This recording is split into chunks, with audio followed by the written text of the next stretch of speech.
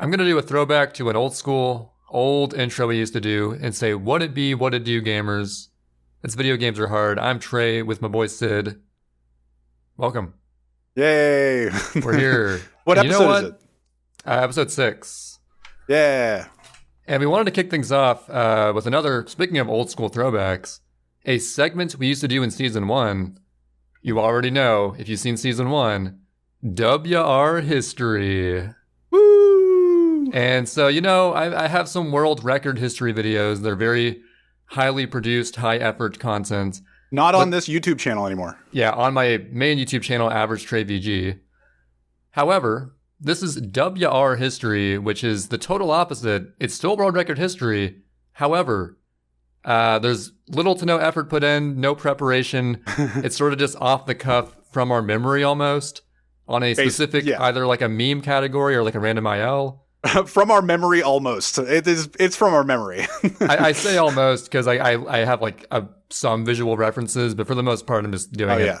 Like I'm sort of bullshitting it. So all right. So for context, Trey and I both speedrun Super Mario Sunshine for the Nintendo GameCube, released in 2002. Correct. All right. See, I every now and then that gets referenced, and I'm just like, I don't remember it off by heart. Like everybody knows the beginning of the world record People history. love referencing the beginning of that video. I don't know why. And I'm just like, okay, sure. You guys are nerds, whatever. Yeah, my jock senses just tingle. And so we've done full categories. I've done meme categories lately. Trey's been doing any percent. But we do this thing called or we do individual levels. Or IILs for short. Yeah. And there are histories to them. Trey's actually made a video on Pianta 6. Yep. Which is just like one of the most... Well, how would you describe it? It was before the IL timer practice code was made. It was the most competitive IL. Yeah. And as soon as the IL in-game timer came into play, when you can have a timer anywhere, that made pretty much any level be competitive if it was a good enough level, like Bianco 4 and stuff. Yeah, there's a few that are really competitive like that. And that's why Pianta 6, because it has a timer and it's a really competitive level to play, it has like so many things going for it that it has a long history of being optimized, which is why I made that full-scale video on it. But this segment is for levels that, you know what, people don't talk about. They don't give the respect they deserve, you know? Well, yeah, so typically, I guess it's going to be on like Sunshine levels, but it could be for like some random meme thing as well. Sure. Yeah. Like whatever we want to do. Yeah. Like Fetch a Fruit. Except for you made a video on that too. So yeah, there is like actually a lot more history to Fetch a Fruit beyond what I covered in that video. Because I made a video about like the early history of this random flash game for kids called Fetch a Fruit.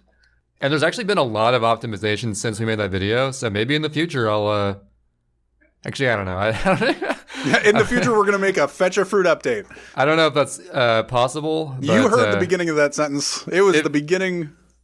One of the front runners of that game, he goes by It's Maximum, and he's a well-known Flash game runner. So maybe he'll do an update on I don't know. We'll see.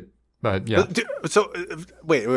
Before we get into the world record history that we're going to do. WR history. So Flash games still work? Yeah, you can still play Flash games outside of browsers. Okay. Like, Flash inside of, like, Chrome and stuff was disabled when 2020 ended. Mm-hmm. But there's still, like, third-party software you can use to play Flash games. It's kind of cool. See, that makes sense. In fact, I actually downloaded I forget what it was. I downloaded some, like, huge archive, like, system of Flash games to put on my computer. So I can actually play a good portion of Flash games whenever I want to right now. I'm glad you did that. Yeah, just to preserve history a little bit. Anyway, on to WR history. Woo! Big return. So, What IL are we going to cover today, Zed? Hey, it's you know what? It's an IL very near and dear to my heart. I played it a lot. Both of our hearts, really. Definitely both of our hearts. In different eras. You know what? You're kind of right. I was saying it as a meme because I didn't do it lately, but Gelato 3 being the third episode of Gelato Beach in Super Mario Sunshine, the Wiggler. Yeah, it's the Wiggler boss fight. You got to say that right just in case you're like harkening back to Wiggler Wednesday, you know? Hashtag Wiggler Wednesday. Yeah, you gotta say it right. Wait, so what was the name of the episode again? Like Full Steam Ahead or something? Wiggler Ahoy? Yeah, Wiggler Ahoy, full steam Wiggler ahead. Ahoy, Yeah. full steam ahead, yeah. Dude, I haven't played on the American version in so long that You've I'm played starting it to much forget. more recently than I have. True. I was just like, what is the level? Like all of my splits are named each level. I'm actually extremely impressed that I remembered that. Yeah, that's I wouldn't have remembered. But yeah. So how do you want to start this? I feel like the history of Gelato 3 basically started when Oat Cycle became a thing. Yeah, but didn't you say you remember vaguely some stuff before that came into play? Yeah. So Wiggler is a cycle-based level, basically. And how would you describe Wiggler? It's just you ground pound him 3 times, right? Yeah, you so just flip him. The typical boss fight is you unlock a Dune Bud, which is like those formations of either an igloo or a sphere or the Nickelodeon logo, aka a foot. And you make the Wiggler run over it. He trips. A segment has an arrow over it. You ground pound where the arrow is. And that's 1 hit. And there's 3 of them you do. Yeah. And once you hit him 3 times, a shine appears. And that's the boss fight. But he has to run over the specific Dune Bud in order to flip him. Yeah. So you gotta like sort of pay attention to where he's running. Spray a Dune Bud where he's going to go, and then hope he trips in a way where the arrow you can actually hit is accessible. Yeah. Because sometimes it goes underwater and you can't actually hit it. It's kind of annoying. Yeah, that's like ultra old school strats used to have a lot of issue with that. Like you'd lose half a minute to or I'm just talking bad like RNG. Purely like in a casual playthrough that probably happened. Oh yeah, for sure. And even in speedruns via 2014. Even recenter than that. Well, unless you know this, like there weren't strats before a certain point. Yeah, so basically the world record history stems from me. It does kind of start with me. I didn't really ever grind Gelato 3, but I did play 96 Shines more actively than anybody else had. And when I was playing Gelato 3 like a fair bit during those runs, like doing the RTA strats, which I still do because there's like we'll get to what the newer strats are, but for the ILs, but quote unquote newer strats, but really it's just like IL only. We'll get into that later. Yeah, for sure. And so I remember talking about it in my chat or in my stream, and Oatflaker being there and being like, there's gotta be a way to make, like, I think maybe I sprayed other Dune Buds. Like, I remember experimenting with it early, just trying to figure out what, because back in the day, I'm sorry, like, I'm trying to like scatterbrained put this together. I used to do science streams, like SMS science streams, and I periodically still do them. But I would just do like random tutorials for anybody that would give a shit. And Wiggler was always like one of the first things, because not a lot of people know how to do Wiggler because it's not part of any percent. And or at least they didn't used to. So they would come to my stream and be like, okay, how do you do Wiggler?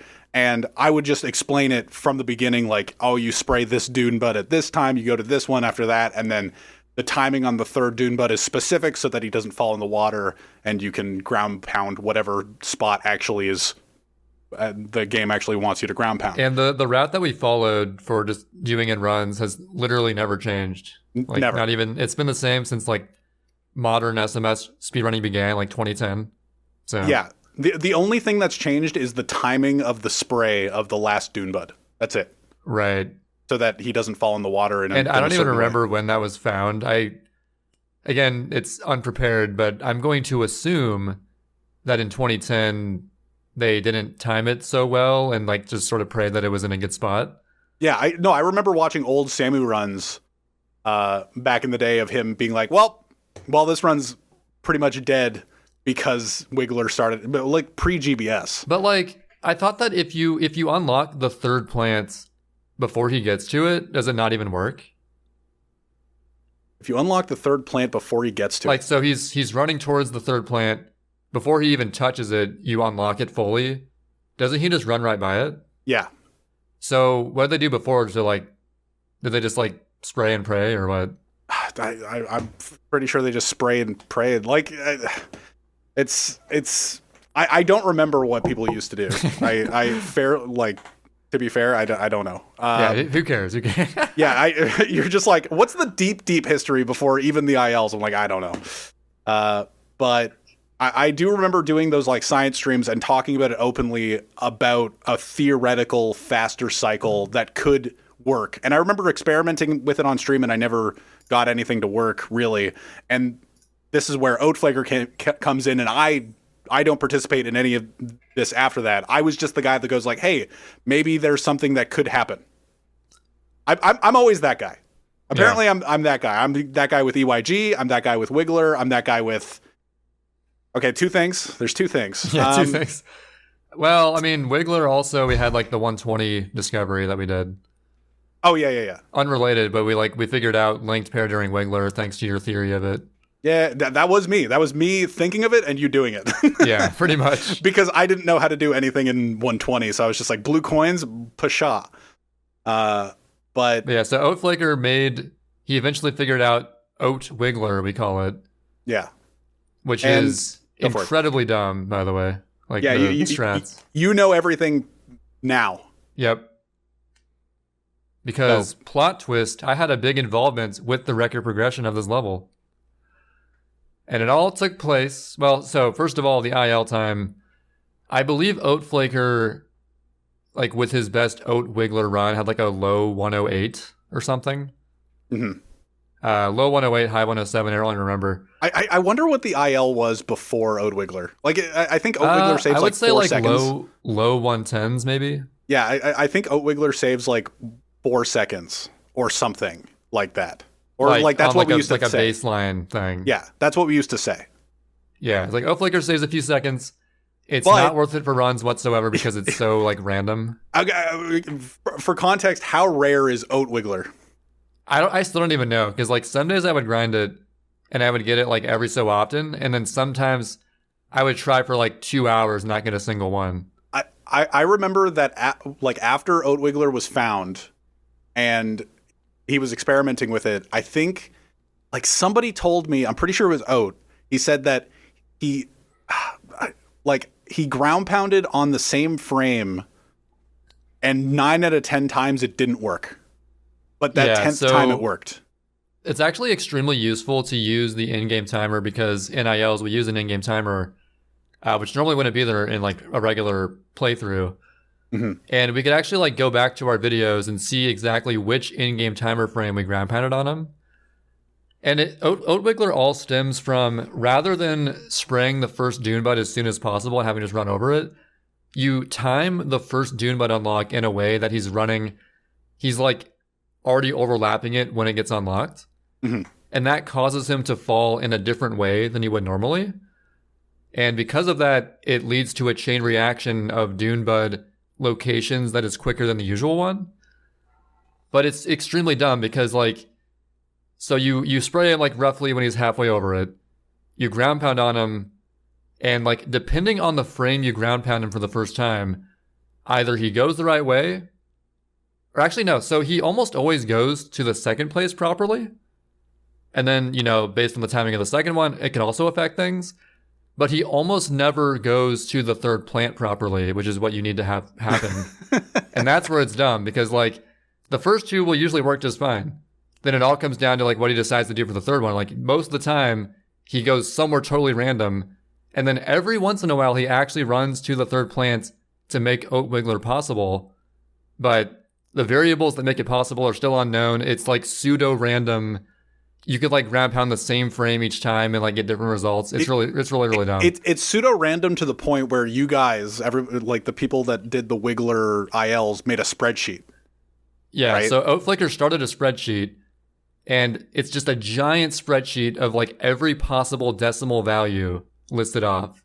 It's so dumb. And we would like do maybe a few hours of attempts, and notate which frame we hit the first one on and the second one, I believe. Say if it ended up working or not. And we had like significant data showing like, okay, for like the frame of like 17.49 first ground pound, it works 3/6 of the time, or like I'm making something up. Yeah. And we would have data like that. Half the time. And like JPEP claims we didn't have enough data to like get like a statistical significance yet. But, you know, we had like sort of a clear vision of like, okay, on these frames, it's worked like 0 out of 8 times. So like it never works there. But on this one, it works like 5/6 of the time. So that one's actually pretty good. But ultimately, it's an IL. So you want to do like the fastest one possible. Mm-hmm. And some faster ones were like less frequent than like slightly slower ones. It's really stupid, guys. Are there any RTA viable frames? I don't think so. And that's the thing, is that like, especially in regular runs, you wouldn't have the in-game timer. Yeah, I know. I know, that sucks. So you have like no timer visual cue to go off of. This is never going to happen in runs, guys, is basically what we're saying. Well, no, hey, Noki Doki got double cycle skip in a run. Okay, right? if your run is already dead and you want to attempt to go for a free gold, you can go for it and throw your run even harder. I see what's funny, like JPEP's actually talked to me about making a 96 shines. So we as a Sunshine community, we have the any % gold splits as a community, and we have the 120 shines gold splits as a community. Yeah, it's the community sum of best. And JPEP's talked to me about making a 96 shines one, and he's like randomly been like, hey, maybe we could do this. And I'm just like, sure. I would have most of the golds. Well, like you, Guy, and SB or something. Yeah, it would be us three for sure. I don't know, like, because I've done more runs than everybody, but I'm still third. But like, I probably have most of the golds. But the only time where that would be viable, like to go for that gold, it wouldn't even contribute to the community because nobody does the 96 shines community gold. So it'd just be like, you grind it, you just like, oh, this is dead, I'm going to go for this. And then if you get it, cool. But it's not like... I was thinking like as a way, like your run is not necessarily dead, but like it's on the verge 4 seconds. Yeah, it's like saving 4 seconds or 5 seconds could like be the difference potentially. Save 4 or 5 seconds halfway into the run. Yeah, or like that's really gonna matter. Yeah, basically there's really no run reason to do this strat. No, for sure. But yeah, so and then one day, and I'm looking at my unlisted uploads in my IL. So this is like the one piece of factual data we're gonna list in this whole thing probably. Yeah. Starting in like late February into early March of 2021 this year, I was, like sort of knee deep into doing some ILs and like trying to learn any % again, de-rust. And I was like, I wonder if I'd try Oat Wiggler out, contribute to the statistical spreadsheet and see what I figure out. Yeah.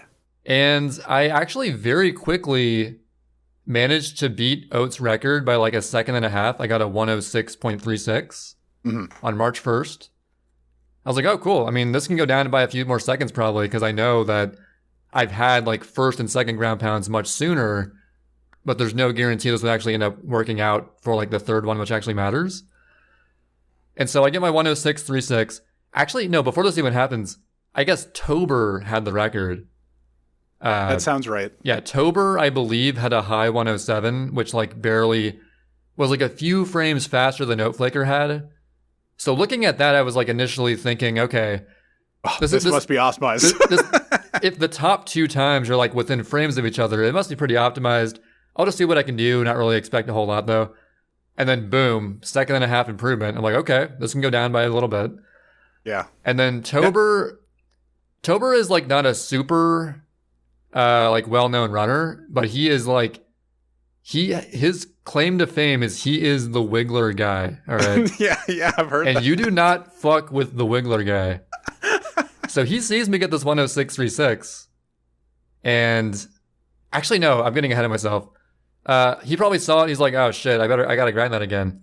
But then the following day, March 2nd, I improve it by another second and a half. I get a 104.79. And I'm like, damn, this is actually like pretty close to max probably. I could probably get like some slightly sooner ground pounds, but this is pretty good. And then I believe the following day, maybe he improved it to like a mid 104. I remember actually Tober setting his stream up. He did like a 5-hour stream of just Wiggler grinding. Hey, I've done more for more niche levels. Yeah, I know. I'm not saying like that's pretty common for like ILs and Sunshine. Yeah.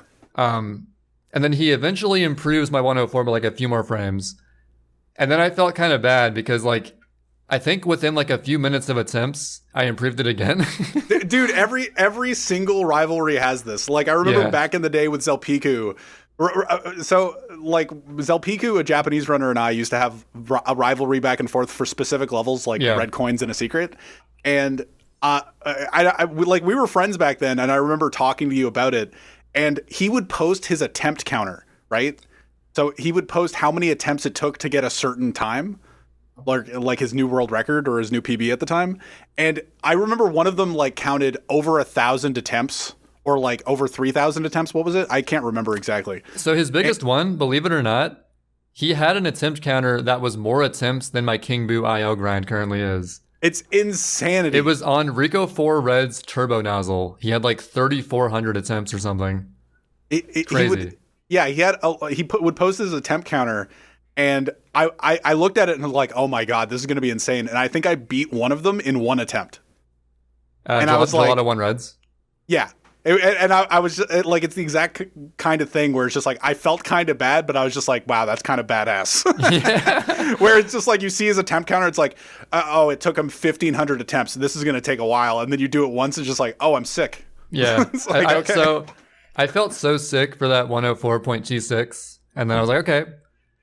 Tober probably sees this. He's like, all right, well, maybe he'll give up. But no, he keeps on going. The next few days, he is determined to be the Wiggler guy.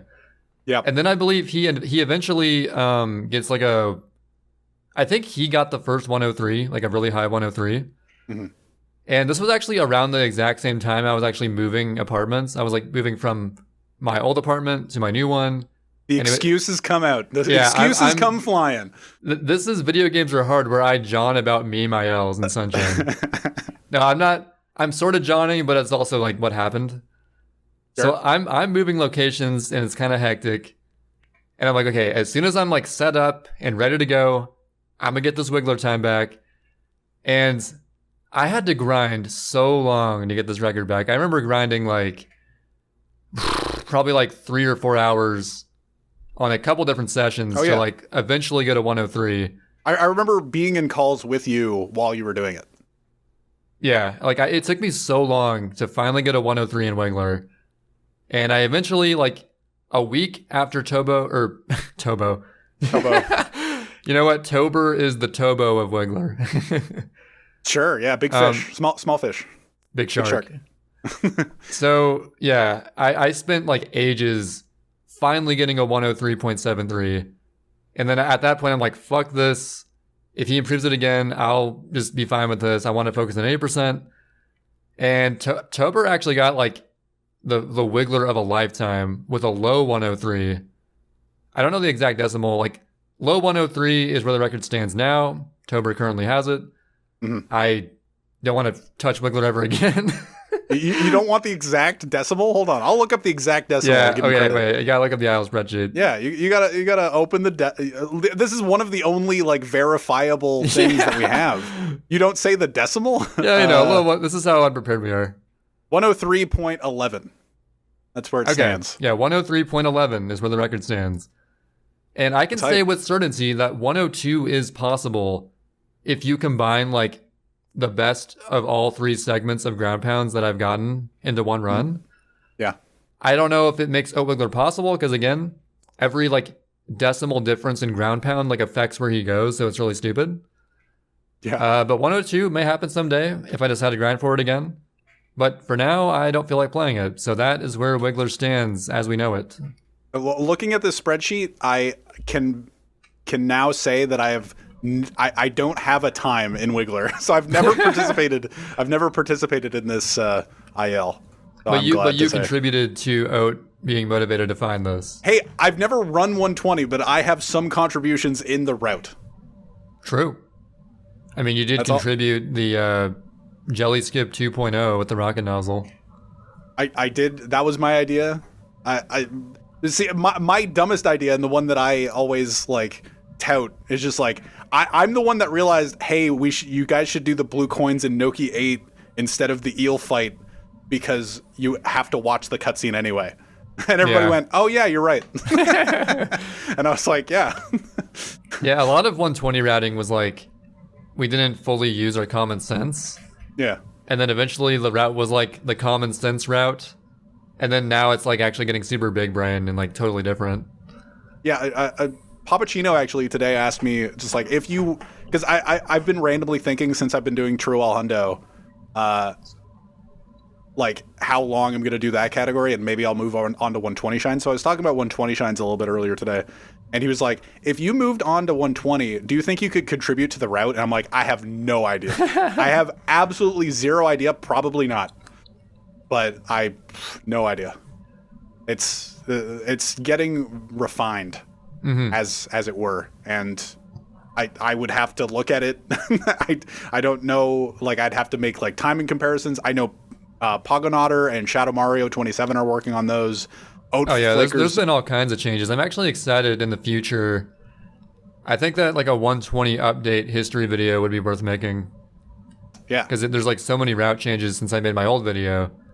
It's kind of insane. So the person that doesn't have the world record when you post that video is gonna feel slighted. It's just like, dude, Nindere is just like, dude, I had the record for literally years, or like a year or whatever. I don't know how long he's had it. Yeah. At this point, but it's just like SB like has it for 3 days. It's just like, and he's the current record holder. Yeah. Woo! It's like, I don't know. Anyway, that's WR history. Did you have a topic you wanted to cover? You know what? I just wanted to talk about Sunshine for years. Yay! Do I have more Sunshine stuff? I have a True All Hundo update if we want to stay on Sunshine for a bit. Sure. So, I've been playing True All Hundo, and like I was just saying, and that's the category where you do every single Hundo spawn ever, like in each episode, in each world, in each like loading zone. Yeah, which often means like multiple 100 coin shines in the same episode. It's a lot of hundos to know. I don't have to. So I've done like a few. According to my attempt counter, it's like 16, but it's probably like somewhere around like 8 full attempts or something. Probably some stupid resets in there. But so I've been working on that, and I don't have to look at notes anymore, which is very productive. Like knowing all of the hundo routes without having to look at notes, other than like the small little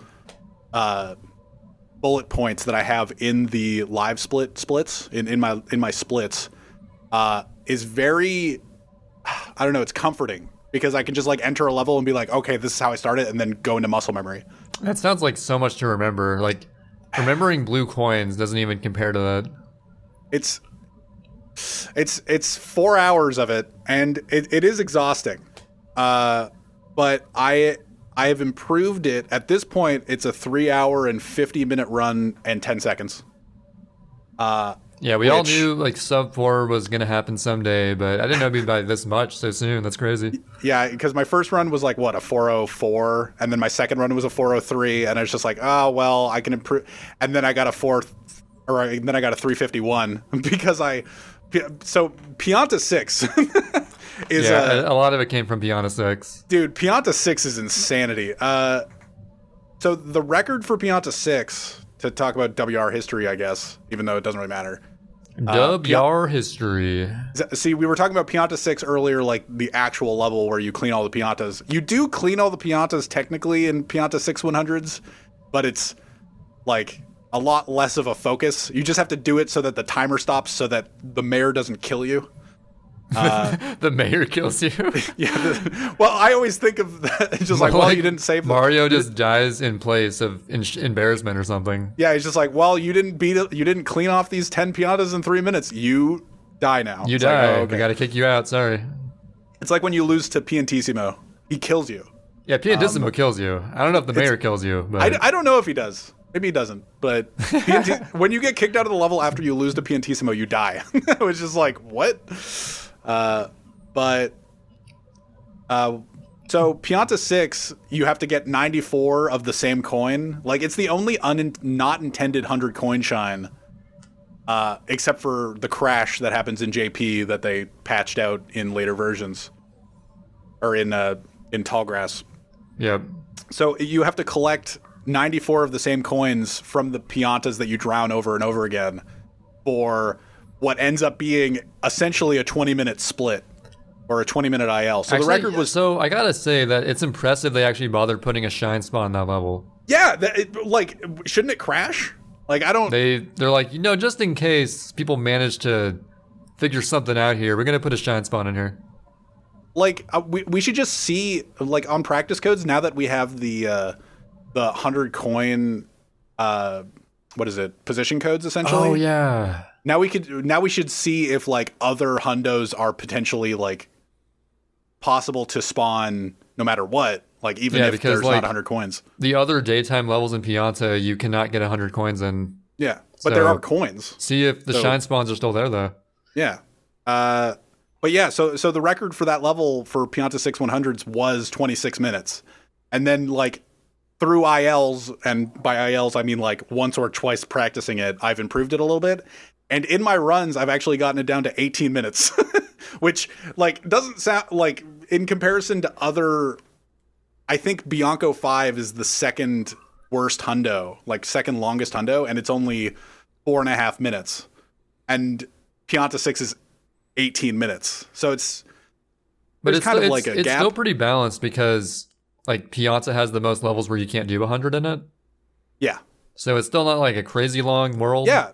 The individual world is definitely not bad, especially if it's now 18 minutes. But so in those runs, I've improved the record and, like, saved all this time because I'm like, oh, okay, well, now I just save all this time and improve this PB/world record. I'm the only person doing this category, obviously, by like 11 minutes.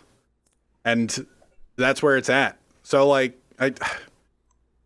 Now whenever I enter Pianta 6, I'm just hoping that it doesn't screw me like that one run where just sometimes the Piantas don't want to get drowned. And we don't really know why. Like, sometimes you just enter the level and they just don't want to drown. And I've been using the placebo quarter frame, right? Yeah, just, like, pause the game and then, like, see if it affects anything. Yeah, and it helps me mentally. Dude, placebos are strong. And honestly, but I don't know if it actually does anything like a placebo. And there was one run, like my second attempt or third attempt of True All Hundo, it just I entered Pianta 6 and I was on good pace in comparison to what my first run was, and none of the Piantas wanted to drown. And I was 10 minutes in having like 20 coins. And that's horrible. And I think I ultimately died because they wouldn't give me enough coins and I kept getting hit by goobles. So, like, I live in fear now of that level. If I'm ever on a good pace you're runs. Just going in hoping that the game functions like it's supposed to. Yeah, it's just like, please let me drown these people and get the coins from them like a good boy. And then they're just like, no.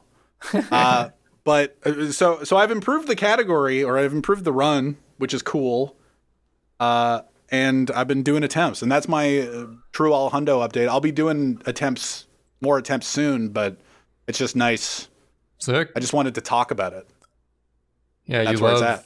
Are there any other, like, weird categories you're looking into in the future, or you don't really know? I think, like, I've been thinking about, like, all blue coins or some of the meme categories, like becoming a Diet Shadow Mario. Hey, all blue coins is a real category now. Yeah, I've been thinking about becoming a Diet Shadow Mario and just being like the meme lord, but like kind of, even though he's doing 120 now. Yeah, we're talking Shadow Mario 27, not the character from the game. I guess. And I guess you have to say that. But yeah, I've been thinking about that. It's just a lot of stuff to learn. Maybe at this point. I've wanted to do 20 shines again with an updated route at some point, but I still haven't done that. Like my PB is from like 2015, so it's really outdated. But we'll see. I'll improve. I think my PB is like 23 minutes. Yeah, mine's like I got a sub 21 when sub 21 was a big deal. Yeah. And now the category is like a low 18. So yeah, people have been... It's come a long way. Dude, that's the shortest category that used to be an official category. And now it's not, and everybody got mad. Well, no, it is official now. Oh, it is an official category now? It wasn't official. And then, well, okay, no, it's in MISC. So, it's in miscellaneous. Yeah, okay. It's like pseudo main category. Yeah. Well, it's not on the Google spreadsheet. It's not that low. Yeah. But it's like on this miscellaneous board with so many different categories where the minimum requirement is 5 runners. Oh, no. Like it's on, there's a MISC tab on the main leaderboard. See, it's not a category extension. Oh, yeah. Category extensions are a separate leaderboard where you got to have like at least 5 times and then it's on 5 there. runners. But 20 shines, it's on the main leaderboards under the MISC tab. So it's a little confusing, but yeah. That makes sense. I understand why people got mad at it though, because it's purely because it has history, and 20 shines used to be like a popular race category. Yeah, and it just has a lot of times on it. So, yeah. I'd like the record to show that I was the first person to do gelato in 20 shines. I couldn't believe how much time that saved. I was like, there's no way unlocking gelato is going to save time. That takes so long. And now it's like so much better than what we used to do. To be fair to not me, but everybody else that worked really hard on 20 shines, I did none of the work. And so I did the first attempt with gelato in it, but it was god awful. And it was before, I actually affected it because I made Beach Shine during Gelato Beach Skip viable. Yeah. There we go. I remember I would like laugh at you because you would do 20 shines with gelato route. Yeah. Before that was established. I'm like, why are you doing this dumb route? And then now that's the ideal route. I was just like, there's fast shines here. And it's just like, yeah, but it's so slow to open. And then it totally unrelated, like a year later, I made I found the viable method, or I learned of unloaded piranha plant hitbox manipulation. Oh yeah, you and your piranha plants. Hey, I realized something was different, and you're like, man, Trey, you're messing up travel skip because you're turning around too fast and you're not spraying at the right. Hey, I'm like, okay. hey, I was right. I'm not saying you're wrong, but come on. I was right, but I didn't know why. Yeah. But yeah, I guess that's all I want to cover in Sunshine. I have like a bunch of notes that aren't Sunshine related. I was going to say, before we get into that, speaking of quarter frames, I wanted to read this really funny comment that I got. Oh, yeah, quarter frame. Dude, we're killing it this episode. Yeah, dude, our transitions are flawless. Yeah. And I feel like acknowledging it's kind of ruining it. But anyway. So my pausing video, for some reason, is just like popping off in YouTube views when it was meant to just be like some small, random little video I made. But, I'll take it. I got a really funny comments as a result of just so many random people getting it recommended to them, I guess. Yeah. I'm just going to read it out for you guys. So. Oh, dude, I loved this. This was so funny. I sent this to Sid because I was just like dying of laughter. Okay, here we go. Who hurt you guys? Why do you have to spend your life obsessing over the tiniest details in an old video game? A logical conclusion is you are emotionally damaged and need to escape from reality. Look, life is hard. It's super hard. Pardon my Mario pun. But this is tantamount to mental illness. This is like the guy who spent 30 years building models out of toothpicks. More importantly, it's an insult to God. If you reject his reality, you are rejecting him. God can heal you. You have to stop running from him, trying to escape him in virtual reality. And then he had a reply to his comments, so a little follow-up. Yeah. I just want to say, I know what I said is very direct and quite harsh. I'm not just here to criticize. I know life is hard. I myself have chronic fatigue. I can barely stand for half an hour at a time.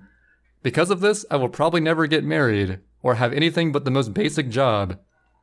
And my response to that, Yeah. See, what's funny about the response? Like, it's not a funny reply. Like, I feel bad. Yeah, I feel bad for this guy. Yeah, when you sent, I was just like, oh, you shouldn't. Like, the second response kind of kills the vibe, you know? Yeah. But he doesn't like apologize. He doesn't apologize. He says like, oh, I know I came off as harsh, but like, it's for you guys. And I'm just like, and then he starts like complaining about his own problems. Like, again, I feel bad for this guy, but it's like, yeah. Why are you posting this here on this random pausing video? I see when I saw the comment first, because I just like, life is hard, super hard. I was sitting there going like, is this, I didn't see that it was a comment on the pause video. So I thought it was on the podcast. No. And or just like one of the first season or something. And I was just like, what the life is hard. Like, I thought life is hard was a play on video games are hard. Oh, I could see that. Yeah. Yeah, and I was just like, super hard Mario pun. I'm like, what's good? And then I realized, because when you add super, it's like Super Mario. Yeah, I understood it on the third. Like, you rereading it, I was just like, oh, super. It's just like, yeah. But yeah, I don't know. The details are. I don't want to. How do I defend myself, or how do we defend ourselves with this? I don't know. You have to stop obsessing over old video games. You're escaping reality, and it's not good. I obsess over one video game. By making an 8-minute video about this one mechanic in a video game, I'm obsessing over it. Is it only 8 minutes? It's an 8-minute video. That's crazy. Actually, so funnily enough, dude, I've gotten a number of comments. I don't want to say so many because it's not really that many, but comments like, I can't believe there's an entire 8-minute video about pausing. It's like 8 minutes is not that long. That's like nothing. Yeah. Like a YouTuber I know posted a 5-hour video talking about a season of Doctor Who. And like everybody's seen that in their like recommended feeds. And it's just like analyzing the new season of Doctor Who for 5 hours. Jesus. And it's just like, and it's a long time. And I've been like picking through it. I think I'm an hour and a half in. Mm-hmm. But and people are just like, wow, 5 hours to like, this is not worth my time. People love complaining about lengths of videos, but 8 minutes is 8 minutes is like literal chump change for a YouTube video. Like, it's actually okay. So like the average length of a video in terms of like what's too long has changed drastically over the years. Yeah. Because when YouTube first started and the maximum length was like 11 minutes, that's all you could have. Yeah. Then 8 would be a long video for those times. I didn't know that was a thing. I didn't know it capped. Very early YouTube, 2007, 2006, you were capped to 11 minutes. And so back in those days, 8 minutes, that was a long video. But in today's YouTube, where it's typical to see an hour-long like dissection of like the most obscure thing, like 8 minutes, that's like fucking trash. That's not even a full meal. But it's just like you're dedicating way too much time to it, dude. Oh my god, 8 minutes about pausing. It's like, all right, sure. But what's funny about like the video is that it goes into how it was found. It's not like we went into the code and figured out. I went to the bathroom. Yeah. I paused the game and went to the bathroom and then came back and went, hey, something's amiss. Hey, why are you obsessing over games by taking a shit and then coming back and realizing you can clip through a thing? That's literally all that happened. I went to the bathroom and then I came back. I just wanted to read that comment because it was funny. I get like funny comments every now and then. That's one of the perks of getting views on a video, I guess. You get funny comments. But yeah, there you go. I would imagine like Noki Doki could get some sort of, or like maybe Zelpiku back in the day. Like, so I could see people getting those kinds of comments for certain things that people are doing with the game, where it's just like, oh man, you're investing so much time, or trying to figure out all these niche shit. But like the pausing video is literally like in the video, it describes how it's found. I got most of that information from Noki Doki. I didn't even know most of that stuff. Yeah. And Noki Doki's the best to, like, you were telling me about we talked about it the other week, but we were literally talking just about spin jumping, and I learned something up from what you learned about from Noki Doki, and I was like, crazy. Dude, I literally I can't remember the last video I made where I didn't ask Noki Doki something. Yeah. Because he just knows, like, everything. Yeah, I didn't find quarter frames. Like, I didn't know anything about it. I just knew that I had found something. That's my talent. Yeah. My talent is like, hey, there's something different. And everybody goes like, oh, this is what's different. And I'm like, oh, cool. You guys have fun That with was that. actually, that was kind of me in Pac-Man World 2, a game I used to speedrun. Because I was like, I'm pretty sure a couple of times I've like managed to hit the final boss Spooky like 2 times in a row. And then the Ruse Man, after hearing that, ends up finding Spooky Stunlock. So I was kind of like, I think Spooky, you could like hit him more than once, maybe. And then it led to that discovery. So I was kind of the same way with that game. You're the finder of things in the game that you played less. Yeah. And then I also noticed like the way that like the whale boss works with like the time you enter it. This is totally unrelated, but yeah. I filled a similar niche role to you in that game. Yeah. Is what I'm getting at. Hey, here's to routing 100 coins in Pac-Man. 100 pack dots. 100 pack dots. Although most levels actually have like several hundred pack dots. There's so many. Yeah, just 100 though. The game's crazy. Yeah, just only get 100 out of like 200 something in each level. Hey, you can collect 999 coins in some levels. In Pianta 6. There is a capped number of pack dots in each level. There's no way to get infinite of them. Hey, honest question. Should I try to do like max score Pianta 6 one of these days just for the meme? I mean, hey, you could fill your name out on that really old CyberScore website where they keep track of coin high scores in Sunshine. Is there a speed run of it? Is it not? Does it exist? You could do it. You could be the first one and spend 3 hours on it. 3 hours? Oh. How long would that take? Pianta 6. I don't know. So 20 minutes times 10. 3 hours, right? I guess. Ish. Yeah, there we go. 20 times that 10. doesn't sound...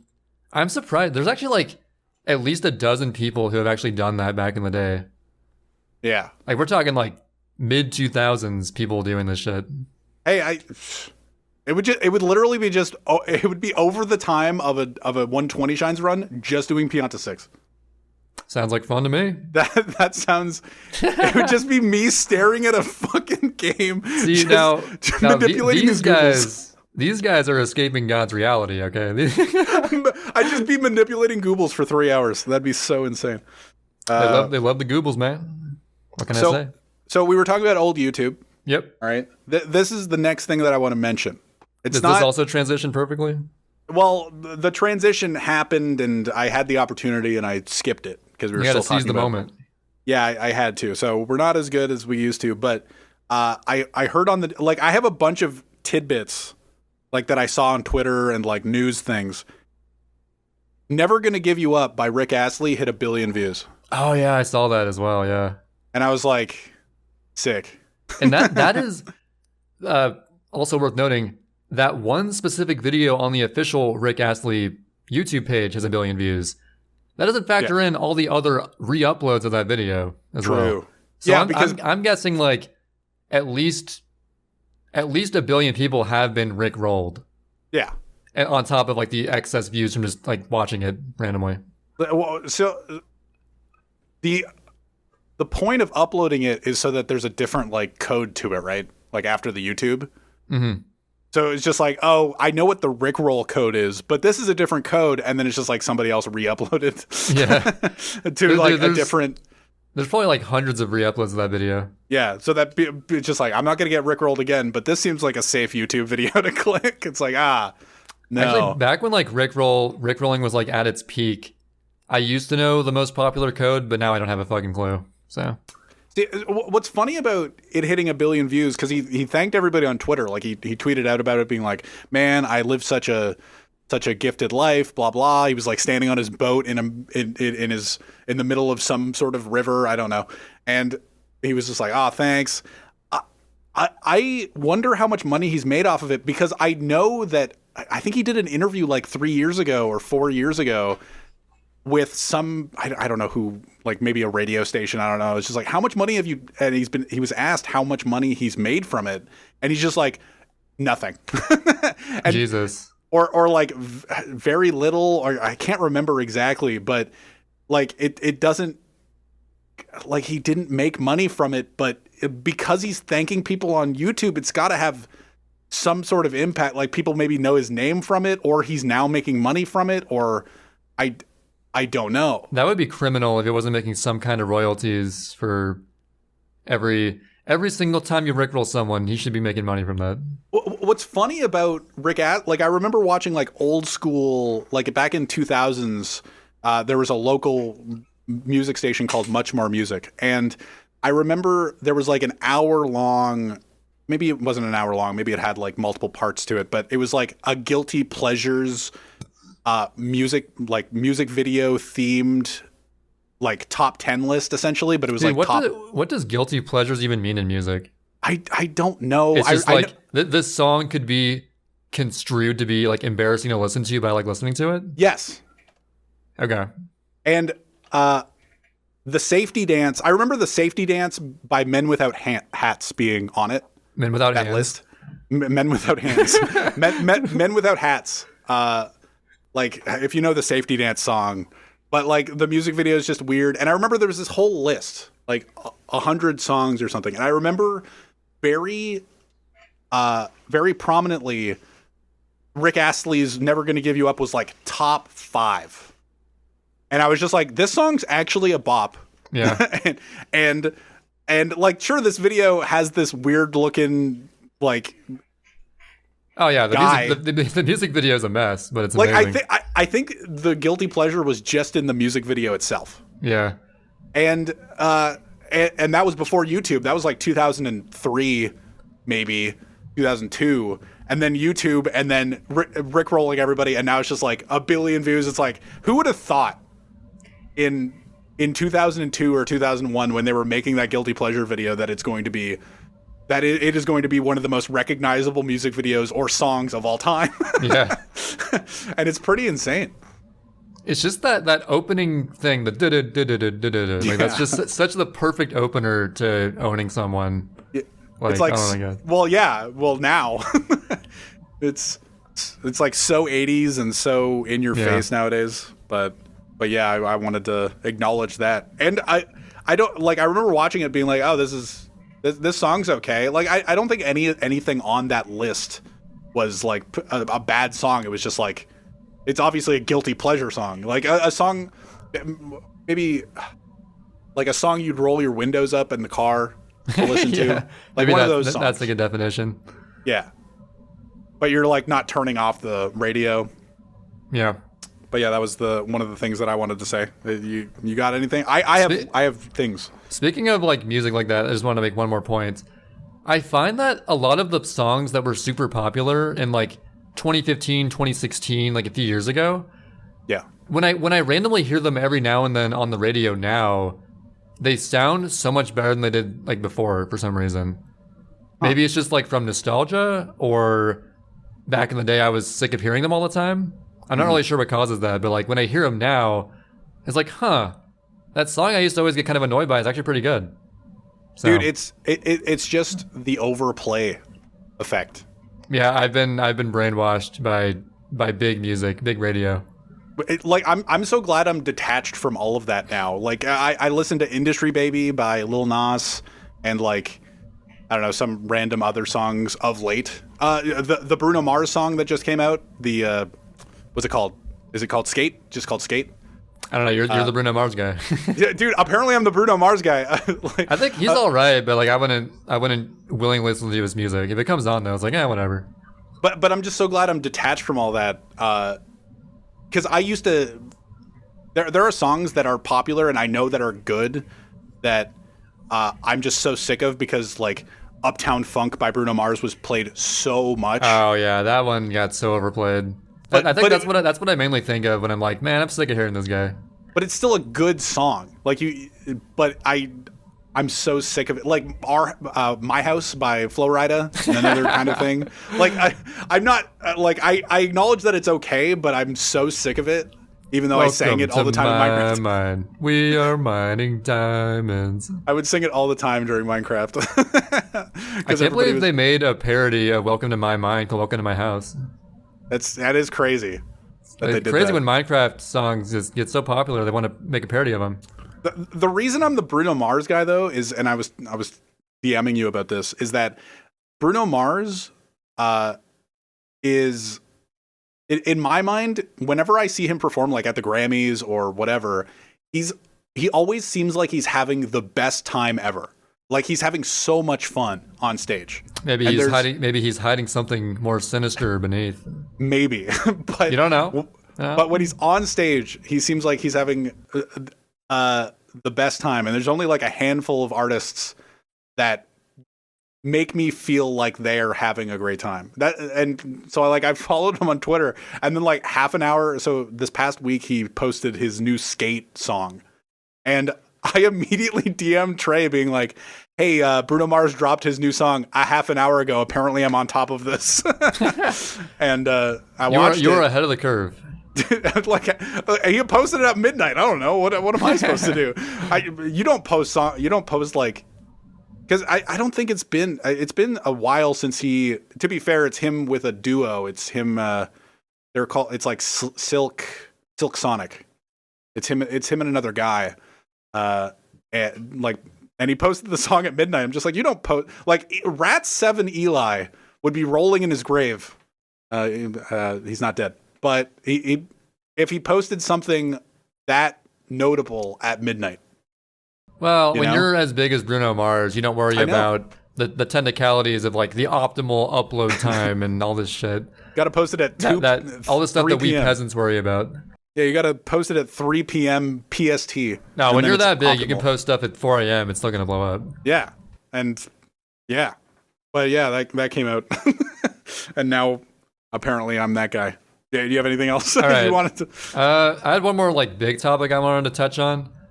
Back to Mario, just in general. Let's go to Mario. There's a YouTuber I watch every now and then. He's mainly known for his like language-based videos. I used to think it was Jan Misali, but apparently it's Jan Misali, I believe. Nice. Yeah. And he made a video recently, actually literally just this morning I saw it, titled, "How many Super Mario games are there?"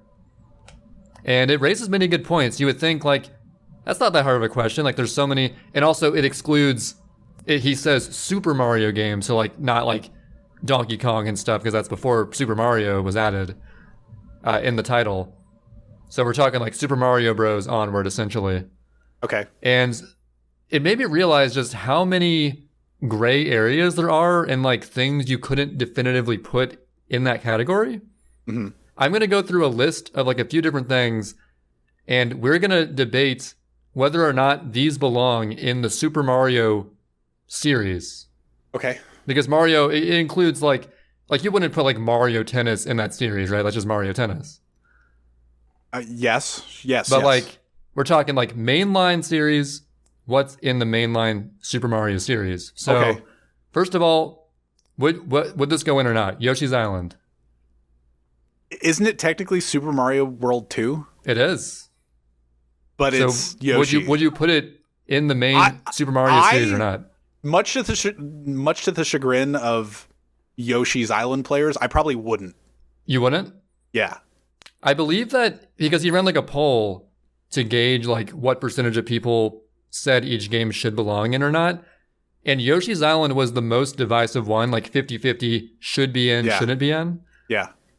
And I personally believe it should be in, just for the sake of Super Mario World 2, like just the title alone. And there's Mario, and like Yoshi's in that. The subtitle is so prominent, though. Yeah, like literally the game title, it starts with Super Mario World 2. Yeah. I'm like more liberal with what I perceive to be in that series, I guess. Okay. But I put it in, so we actually disagree on that. Okay. Yeah, I see what's like I've gotten free versions of that game over and over again. I've never played it all the way through, but I've never been like, this feels it doesn't feel like a Mario game. It doesn't, but like Mario's in it as a baby. And it's in the name, and it's like, It was just them being like, well, we've made Yoshi games before. Let's make another Yoshi game and leapfrog it off of Super Mario World. And just it's make it also the sequel. Because there were newer Yoshi's Island games, like a Yoshi's Island DS and like later Yoshi games. But I would not consider those Super Mario games because there's not Super Mario in the title. Yeah. So only the first Yoshi's Island I would consider in the mainline series. Yoshi's Woolly World is the best Super Mario game. And then, okay, this is one, I don't even remember what the consensus was. Super Mario Kart. Oh.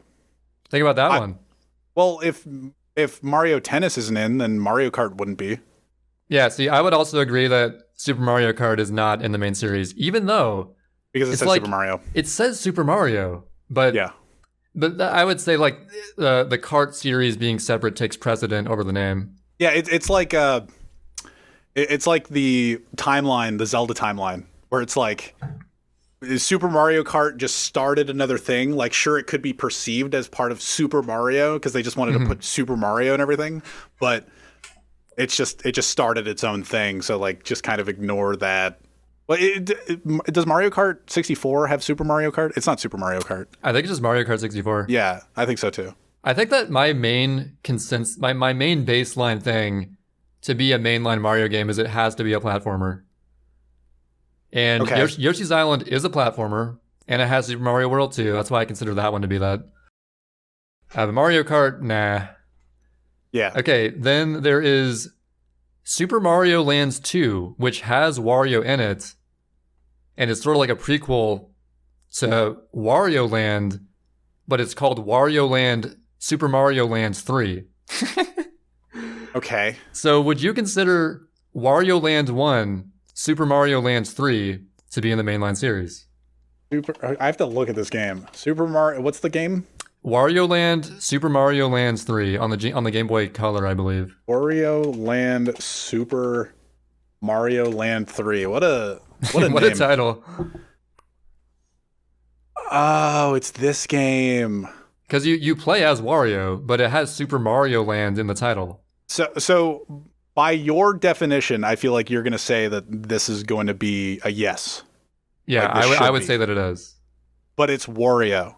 It's the first in the Wario Land series, which you play as Wario in each one. Each one. And this title is trash. Nintendo sucks at naming stuff is the main point. Yeah, it's just like early 90s, late 80s. It's just like, okay, let's just put Super Mario in it somewhere so that it like stems off. But now they're just so big that they can just put like Mario, I guess, instead of just Super Mario. See, what I take it as is, even though it's the first in a series where there's like Wario Land 2, Wario Land 3, 4. It's a platformer. It's a platformer.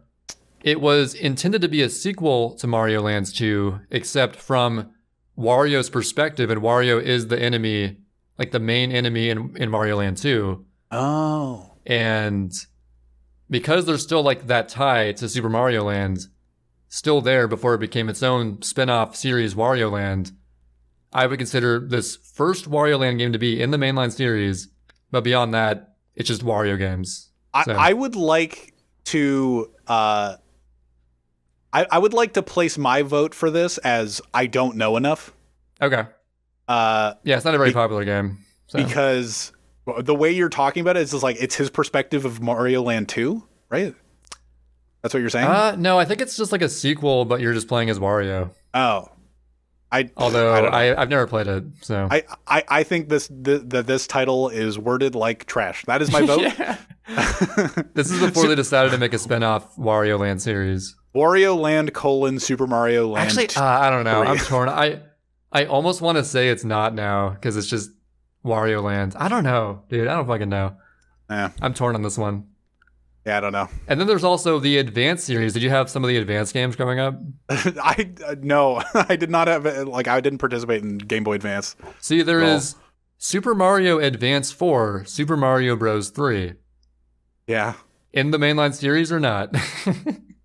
I mean, I'd say that it is, even though it's... I don't know. It's just Mario Bros. 3 on the Game Boy Advance, but it's called Super Mario Advance 4, Super Mario Bros. 3. Which Mario game? Okay, I feel like I'm so out of the loop on this. Which Mario game is Super Mario or Mario Brothers 3? Which one's the one with the Tanuki suit? Mario Bros. 3. That's this one. Okay, I played that on the Game Boy Advance. That's all I played. Yeah, that is Super Mario Advance 4. Okay, that counts. Yeah, totally. Yeah, because it's just a remake. So you would include remakes, like you would include Super Mario All-Stars. That's a mainline series game. Oh yeah, sure. Because it's just like, it's 16-bitified old school games. Yeah. And then would you also include Mario 3D All Stars, even though it's not available anymore? No, I wouldn't count it. No, you wouldn't count that? No, I count it. I don't know. Okay. Well, I was like, whoa, hold on. Hey, the speedrun sucks. Thumbs down. Get it out of here. Next one. Super Mario 64 DS. Yes or no? Ooh, it's so good. Oh, yes. You would? Yeah, and it's an actual remake. Let's go. Yeah, it's actually like they add so much stuff. I would be hard pressed to argue against that. Yeah. And it's a platformer, and it has Mario in it. Great. Now, this one's a little bit tricky. Super Mario Maker 1 and 2. Oh. Because, I mean, you can still do the typical platforming stuff, but the key purpose is as like a building tool. So it's kind of... There's like zero lore to it. I feel like they put a story mode in Mario Maker 2, but it's nothing. So you're saying Mario Maker 2 is, Mario Maker 1 isn't? How would that work? Because it has the littlest bit of lore. Yeah, it's like that tiny little story mode. Well, to be fair, the lore that they added in Mario Maker 2 is they made the eraser a character. It's just like, I don't know. They made the frog a character.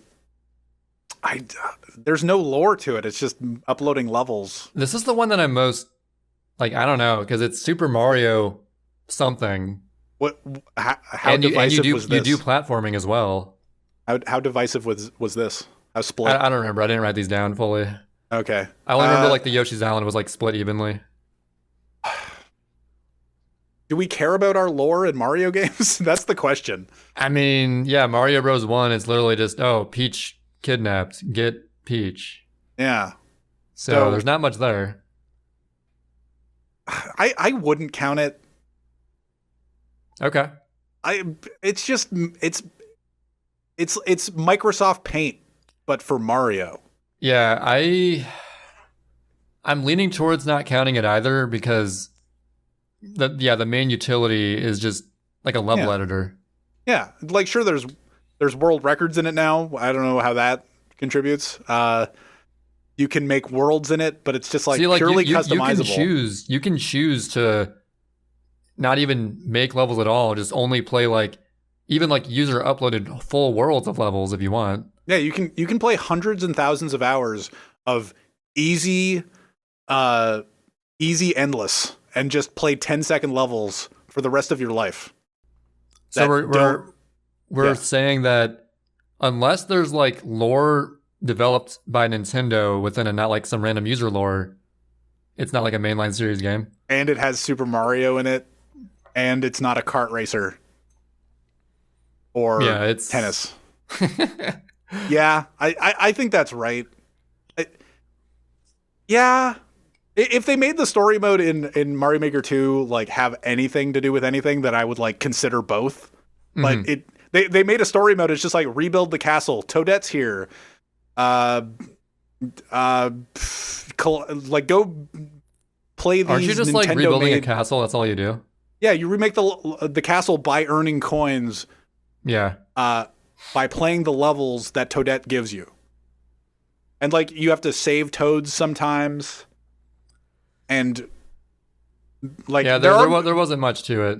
What's funny about the story mode in Mario Maker 2 is that there's mechanics in those that you cannot use in the actual like creator.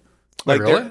Yeah, there are levels that like you have to collect toads. You have to like have toads tail you until the end of the level. Yeah. And there's also like a stone block that you have to carry to the end that doesn't exist in the regular creator. Wow, I don't even remember that. But other like there's no like it's just they build a castle and that's it. So no, I'm you know what? Firm stance, no. Mario Maker is not in the Super Mario series. I'm like weak stance, no. Firm. I'm not firm. Stance. I'm not firm on that. I'm not firm. Okay, I got a couple more to list off. New Super Luigi U. Isn't it just a remake of Mario, just with Luigi? Actually, is this just Super Mario U except with Luigi? I think so. Or was it like new levels? I can't imagine. I haven't played this, more. So I don't know. Super Luigi U. Was it entirely new levels? It can't be. Why would it make it like a whole separate game? Except like couldn't they just put Luigi in Mario U? The game was first released in June 2013 as an expansion pack for New Super Mario Brothers U, purchasable gotta be as new levels, downloadable right? content. Purchasable as downloadable content. Meaning just for the character? It was released as both a separate and standalone game and bundled with later physical copies of the base game. New Super Luigi U was also included with the base game's Nintendo Switch port, New Super Mario Bros. U Deluxe. Oh my god. You know what? None of these are Mario games. I'm mad at just like how many different games I had to say with like new it's a new Super Mario, like it stems from that sect where it's just like new Super Mario, and then it's like it goes into the Luigi U and it's just Deluxe, and it's like, oh my god. That's actually one of the funniest points he brought up in the video. When he mentions that title, he's like, okay, so New Super Mario Bros. U Deluxe. This is a title with 3 adjectives, the letter U, a popularly recognized franchise like Mario, and the word bros in it.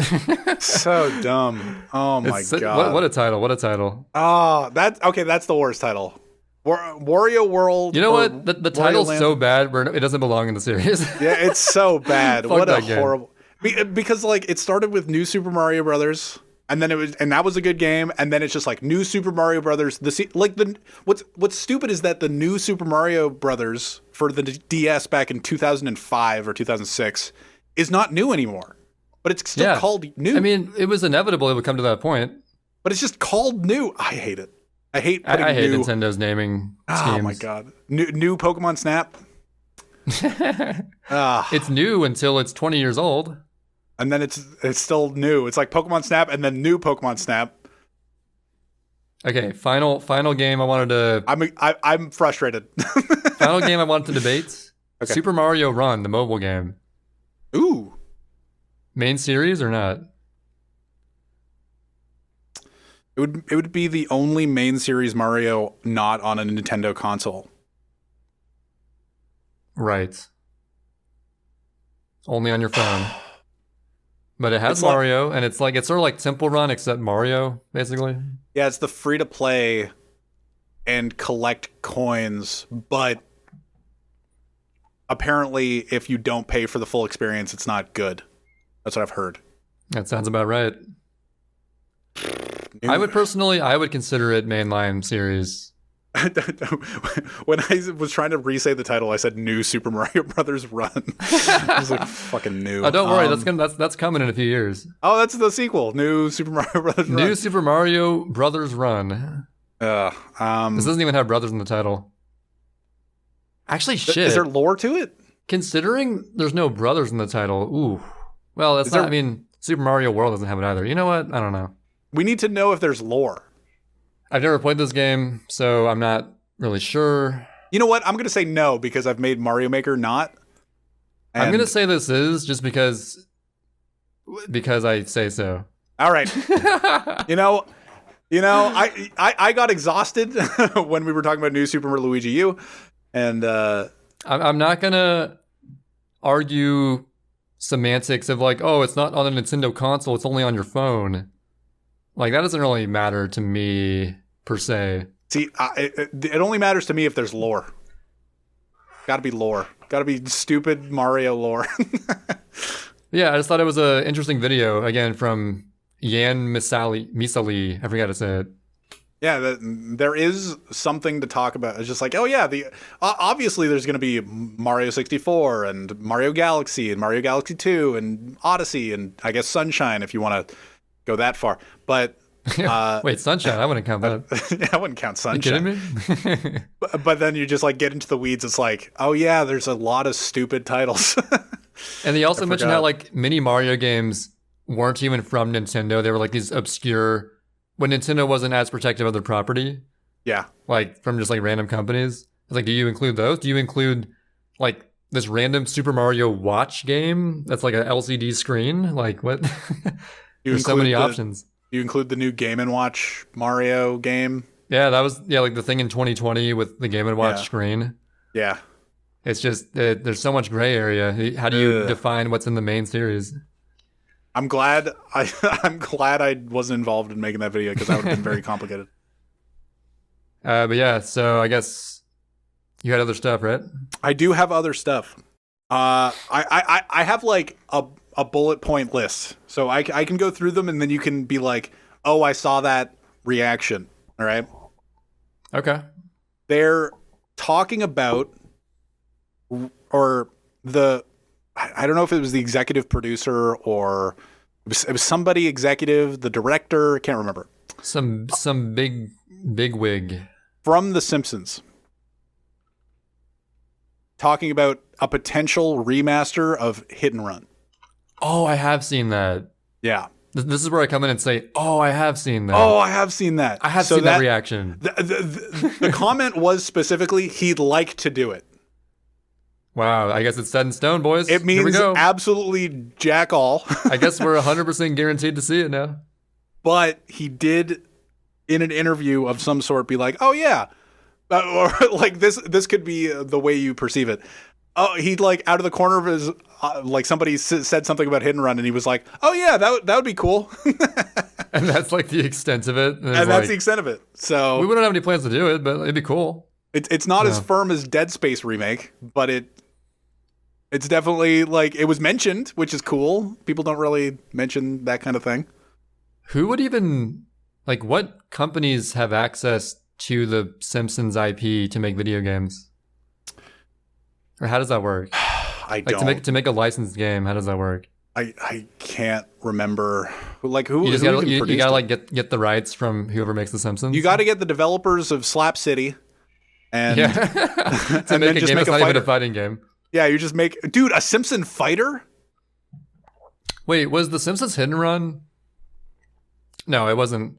I was gonna say, is it related to Grand Theft Auto? That's Rockstar though. That's not even. Yeah, imagine Rockstar developed the remake of Hit and Run. That'd be so sick, dude. That'd be insane, actually. Yeah, yeah.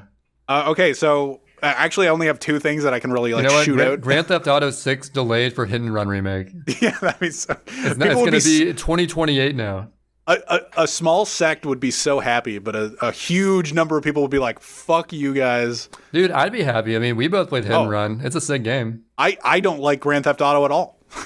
I've never played a Grand Theft Auto, so I don't. You've never played any Grand Theft Auto? No, I haven't. Well, okay. I have messed around with one at a friend's house one time. I never owned one though. I played 3 at a friend's house a lot. I owned 5.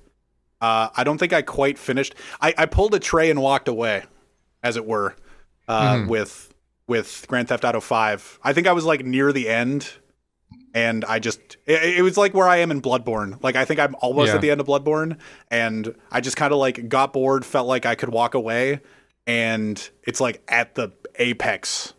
Like the climax at the end of it, and I just kind of like went, you know what, I could take a break, and then I just never went back to it. Yeah, that is the key. Pull a tray and walk away. Yeah. The closer to the ending of the game it is, the more of a tray it is. Because I have such a long history. Metroid Prime 2 Echoes, got to the final boss, didn't beat it. Really? Actually, so fun fact, I actually finally beat Mario and Luigi Superstar Saga, the game I've been playing in the intro cutscenes of my 80% grind. Mm-hmm. I beat the game only playing it in 3-minute segments in the intro cutscenes, which is quite the accomplishment. Yeah. Quite the number of attempts as well, as you might imagine. Mm-hmm. And I've moved on to my next game to play during intro cutscenes in my grind, Legend of Zelda: The Minish Cap, which is another game that I got to the final dungeon in the Minish Cap and just got stuck somewhere, and I pulled a tray and walked away. Pulled a tray and walked away. In the final dungeon. And thinking back to it, I'm like, dude, why would I not just like finish? What was I thinking back then? See, like, why was little kid me just like dumb or something? I mean, I know I was. But. The thing about it is like, I would, if I consciously knew that it was the end of the game, like it's just like, oh, this is the final boss and then you're done, I would like push through it. I'd be like, okay, well. I feel like current day me in that situation would always finish it. I don't know why past me wouldn't do that. But I feel like especially with lore games like Grand Theft Auto 5 or like Red Dead Redemption, it's not like you enter Ganon's tower at the end. So there isn't like this like huge thing that you know is going to be the end of the game. It's just kind of like, oh, you do this one mission and you live happily ever after or something. Well, actually, in Simpsons Hit and Run, the ending is like pretty intense. Actually, no, it's kind of. I mean, like clearly, it's a little more. Well, it's level based too. It's the ending of Hit and Run's weird because like the final 3 missions are the exact same thing. It's just like race this dude, pick up toxic waste, put it in a UFO. Yeah, and that's the last 3 missions for some reason. I mean, it's still pretty good. But it's also still a level based game, right? Yeah. Where it's like you're Homer Simpson in Springfield again for the last level, and you're just kind of like going through it. Yeah, it's like it's open ended, open world, but it's still pretty linear, like mission wise. Yeah, but like Grand Theft Auto and and those other games, it's just kind of like, oh, you're doing this, and like sure, maybe some sort of story swell's happening, but you like I'm not acknowledging it as, oh, I need to buckle down and finish this game. It's obviously ending soon. Mm-hmm. Like it could, for all I know, it could be swelling to a midway point, or maybe my brain mistakes it for that. But I think I was probably near the end, but that kind of thing. So that's why I didn't push. Like if you're playing Ocarina of Time and you enter Ganon's Tower, it's not like you go, well, I guess I'll take a year break. You just enter Ganon's Tower and you're like, ooh. Like what inside of me, I think I just got like so stuck because I thought that I like soft locked my game or something. Oh. Who knows? But who knows? Hopefully we'll see if I end up actually grinding any % enough or have the need to get a decent enough 114 before or like if I do it enough to beat the game or not. We'll see. So you want the next thing? You want the react? You want to react? Yeah, I want to react. Like, oh yeah, I heard of that. Or not. Is it Netflix? I think Netflix is doing I've heard of Netflix. Okay, go ahead. Pokemon live action remake. Actually, I have not heard of this. Netflix is talking about doing it.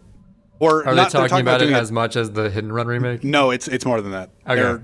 It's in development kind of a thing, I think, to some extent. Wait, live action? You mean like the movie with like Ryan Reynolds and stuff? No, it's like the series. Hold on. So it's not a cartoon, it's like actual actors and stuff. Yes. Okay. So, and people are poo-pooing it right away. Netflix is making a live-action Pokemon show, which better mean they make a real dog play Pikachu. That's what one... I just read the first thing that came on Did you Google. just say a real dog? That's what it says. Why would a dog play Pikachu? Which better mean they make a real dog play Pikachu. Yeah, could you have a dog play this chubby mouse character that's cute? Dude, they should have a real mouse play Pikachu. Yeah, it's the giant mouse. That'd be so sick. Wait, so live action, we're talking like no CGI, just all practical effects, or what does that mean? There's no way. Like, I feel like it's in the spirit of Lion King. Yeah, like the Disney remakes that are lukewarm. But like people are immediately going like, "Oh, that sounds like the worst idea ever." Blah blah blah. But to be fair, and a lot of people were putting this out there. Detective Pikachu came out, and that was a movie that people liked. They used like 3D effects to make the Pokemon in that. Yeah, it's not like they used real lions in Lion King. Yeah, so I don't think calling it live action means it has to be real shit to be the shit. No, for sure. Because that'd be kind of weird for like, how would you make any of the Pokemon?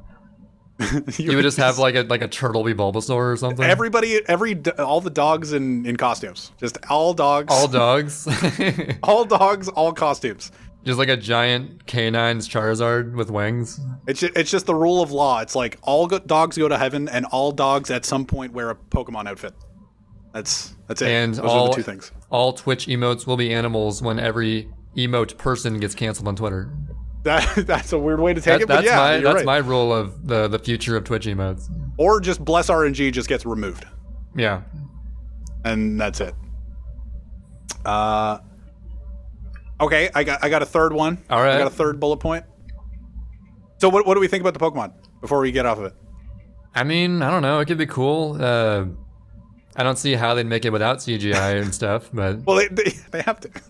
They would have to. Yeah, it's just like, Pikachu used Lightning Bolt. I'm not a big watcher of Pokemon. I've seen some of the Pokemon movies, the animated ones. I've seen the show every now and then. As far as live action, It could work if they execute it right. I don't know. Yeah, I'm just hoping. Well, like the live action remake thing is just kind of Disney's domain right now, but in a really bad way. Yeah, like I heard like Mulan was trash. Yeah, nobody likes the Mulan remake. Aladdin is just kind of like the best of it, but it's not good. Apparently, I don't.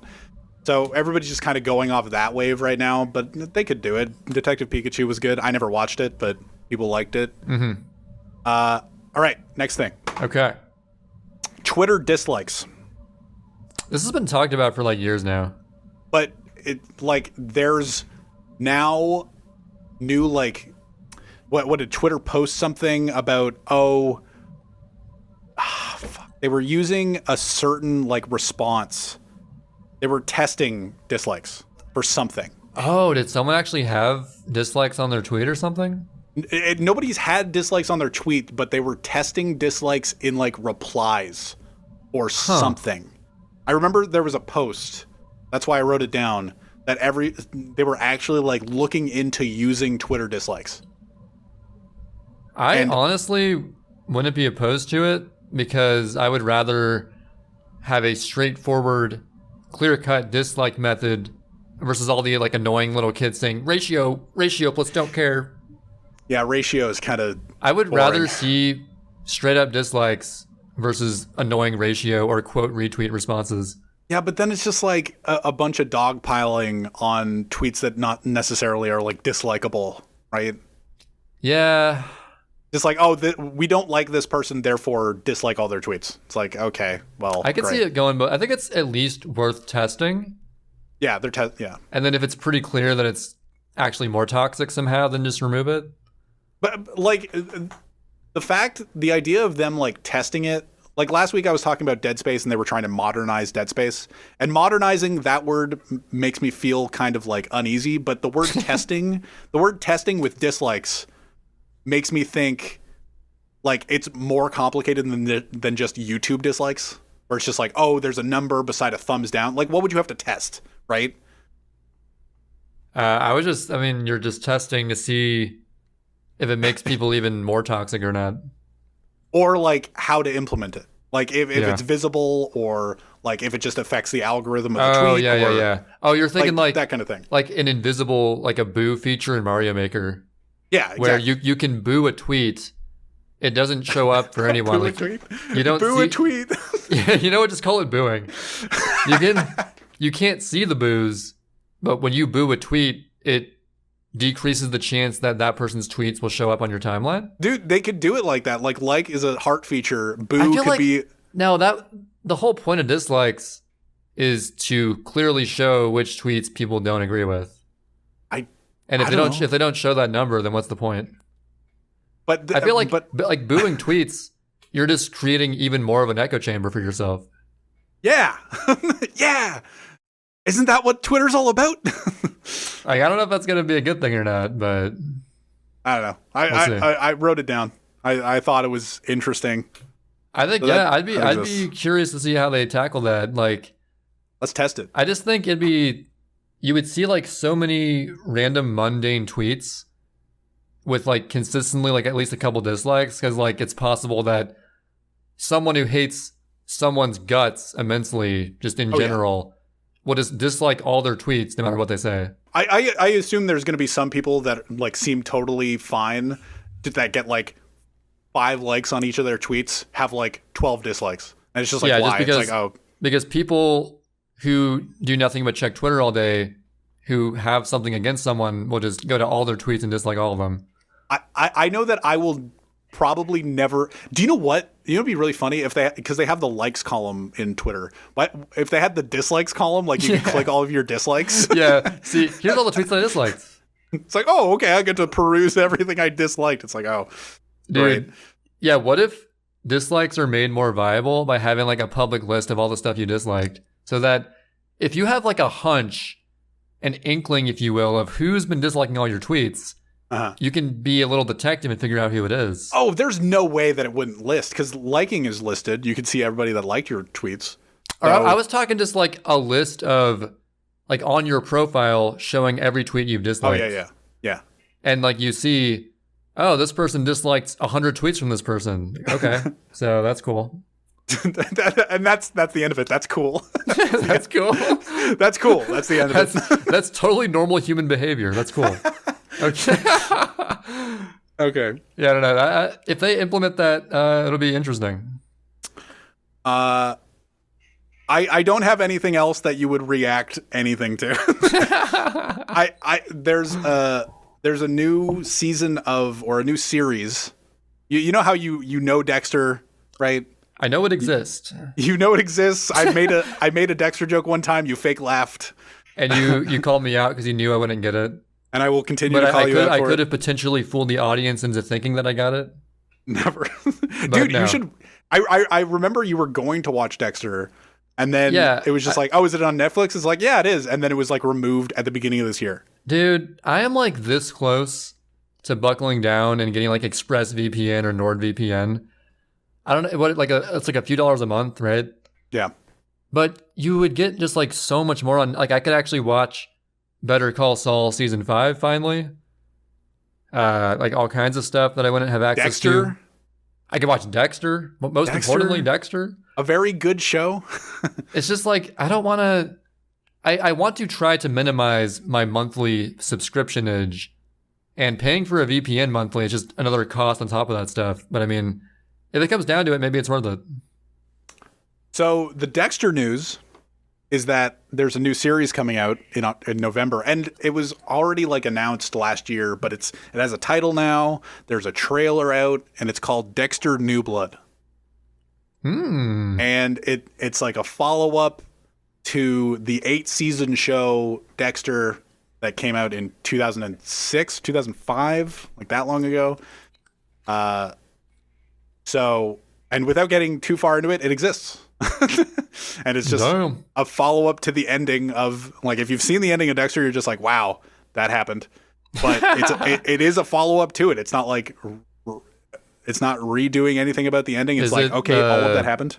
Gonna have like the same actors and stuff? Yeah, Dexter, or Michael C. Hall's in it. Dexter himself. The guy that plays Dexter is in it. If they didn't, that would be insanity. True. Like at least you would have to have at least him. Apparently, the actress that played Deborah Morgan is also in it. According to my sister, I know nothing about it. But that was Dexter's sister in the show. I don't know in what form, because I can't get into spoilers. But yeah, so that's a show that I'm interested in watching in November. Cool. Because I really like that show. That's top 3 shows of all time for me, Dexter. So it's like Stargate, Dexter, something else, and I can't think of it. And so speaking of top somethings, we're still theorizing our top 10 video games list. Yeah, you're working on it. It's like top 10 games, not objectively, but just like that meant the most to you, sort of. It's up to you. You can make a 7 out of 10 too much water. It's not in my top 10. You can do whatever you want. Like IGN reviews. Yeah, you can go by IGN reviews. By Metacritic, this is how my top 10 is ordered. You can do whatever you want. We have the third person in our round table, in addition to Trey and I's, in mind. If he agrees to do like a second, come on. I mean, we'll see. But so we'll know for sure at some point. But KO and Quaniza. Okay, I guess they're already down. So I know KO's already made his top 10, and Quan, we got to remind Quan of that. Quan, yeah, we'll DM him. I'll He'll probably just like make up his list on the spot. Knowing Quan. Number 10. What's a good meme answer for Pokemon Quan? Emerald. Just it's all Pokemon games. Pokemon Crystal. Pokemon Diamond. Coliseum. Yeah. And then Melee. But yeah, that's all. I guess that's all we got, right? Well, there's the. I don't know if we really want to go into it. Like, how much time do we got? Is it? I mean, I think we've at least hit our episode minimum. I don't know how far we want to go into it, but the Activision Blizzard stuff happened this week. Yeah, I'm not like I've heard about people talking about it. Yeah. on a podcast. I listened to the official podcast with like Moist Critical and all those people. Yeah.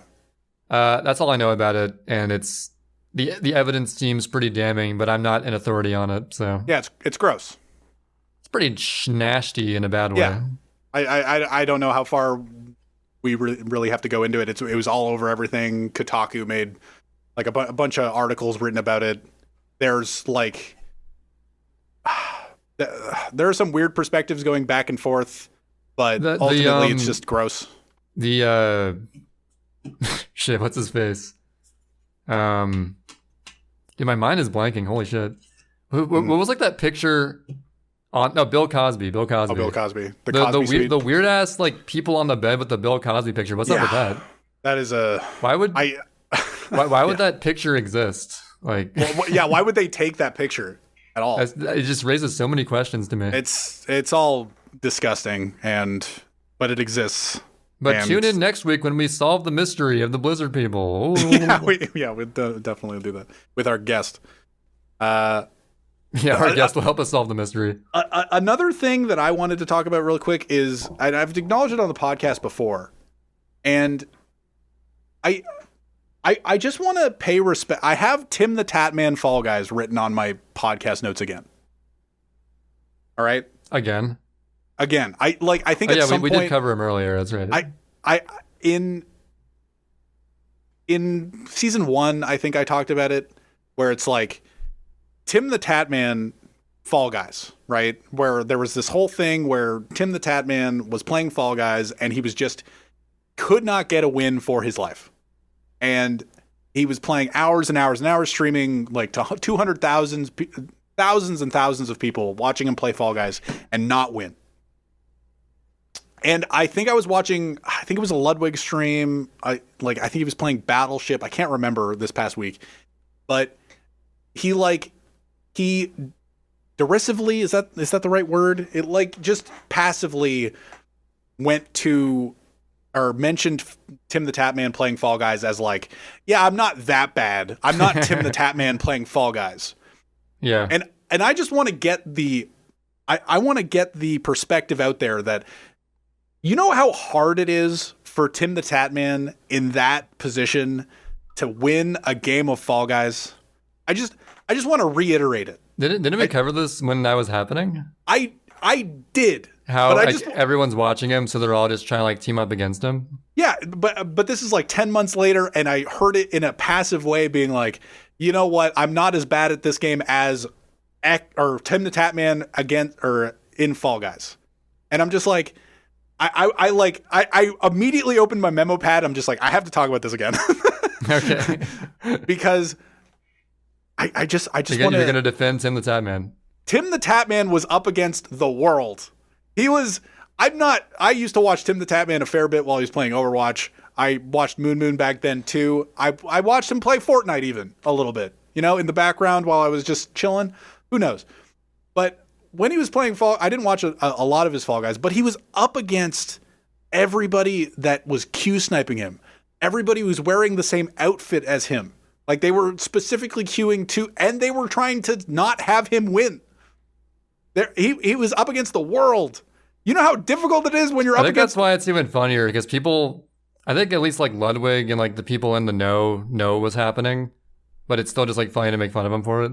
It's insane. But that's an assumption. Yeah. Right? Yeah. I just want to get the respect out there for Tim the Tatman that he eventually did get a win up against the field that was stream snipers. See, what I thought you were gonna say was Tim the Tatman played Fall Guys again recently, did he? And was winning like every game because no one cares anymore, and he can just like actually play the game normally. That makes so much sense. That would actually probably happen, to be honest. Because he's not terrible at video games. Like, sure, he got carried. Like, I don't know, he got carried to Masters in Overwatch by so many people. He would just be like, "Wow, look how easy this game is now that everyone's not teaming up on me." Yeah. And it's still Fall Guys. Fall Guys. I remember I got my first win in Fall Guys in like 10 matches. And there's no way that I just want to pay the respect that is deserved. And I can't have his name sullied, even though I'm not I just whenever I hear anybody be like, yeah, I'm not as bad as Tim the Tatman as at Fall Guys, I'm just like, I can't acknowledge. See, this. what I think is the reason they say that is because it's not a meme thing to point, or not meme, a mean thing to point. Like, because if you gave an actual example of someone being bad at something, that'd be more toxic probably. Oh yeah, for sure. Like, I'm not as bad as this guy is at this thing, like actually is that bad.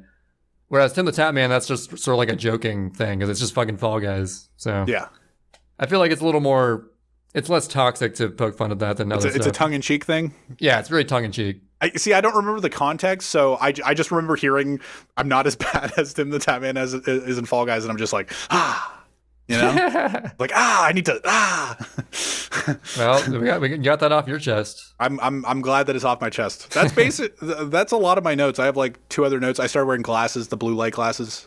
Oh yeah, you got those Wizzy glasses on. I almost said zero glasses, but he's canceled now, so I shouldn't say that. I feel like I sleep better now.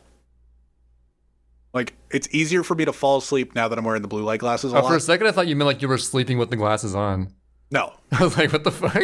But like, after a day of wearing the blue light glasses and then like going to bed, I feel like I used to have a lot more trouble getting to sleep. See, what I do is I have less. I use a program called Flux on my computer, which at a certain time of night, you can like set the times that it does it at, like the color temperature, and you can like adjust the blue light versus orange light of your computer monitor. Yep.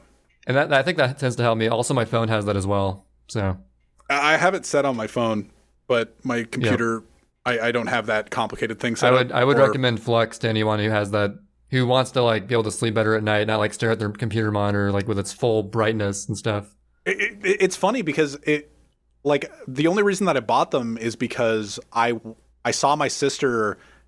She's at her laptop all day. There we go. At her laptop. I had to breathe for a second. At her laptop all day, and she probably stares at monitors less than I do in general. You know, maybe we're talking like 8 hours versus 10 hours a day. Okay. Yeah. So, like some days I'm pretty at it. You know, I did a 12-hour stream of staring at a monitor of Bianca 100s the other week. Like, if I wore glasses during it, who knows? But see, I stare at a CRT, which is arguably worse for your eyes. Shit. I'd like fucking blast cathode rays into your eyeballs, bro. I don't know how it works. But yeah, so I actually took one of her glasses because she has like 3 pairs. And she was like, oh, you can just take one of mine. I'm like, oh, okay. And it wore terribly. So I was just like, I'll just buy my own, like, for a dude. And I bought them, and I've been wearing them, and I'm like, cool. Wait, do you wear them on stream? Yeah. Oh, that's sick. On stream. I haven't actually seen a stream with you wearing them yet, because I'm always at work when you stream. They look like glasses. And I now look nerdier now. But that's fine in my head. I'm chill with it.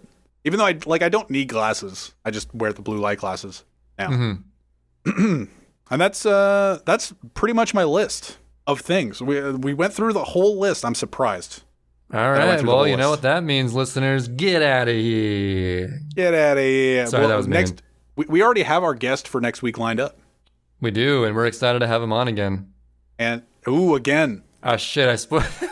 Nice spoil. Okay, he was someone in season 1. We're not going to say who it is, though. So. But be ready for next week. And the next time you hear, if you're listening on Spotify and you're listening after a certain point, or Google Podcasts as well. Or Google Podcasts. It'll immediately lead into that episode, and that's how that works. So the next thing you could hear is them doing the opening. Maybe we'll have him do the opening. Or you mean if they're listening to this after it's been out for a week? After it's been out. In the future. In the way future. Future listeners. Yeah. Have a good day, everyone. Enjoy that episode that's coming up right now. Possibly.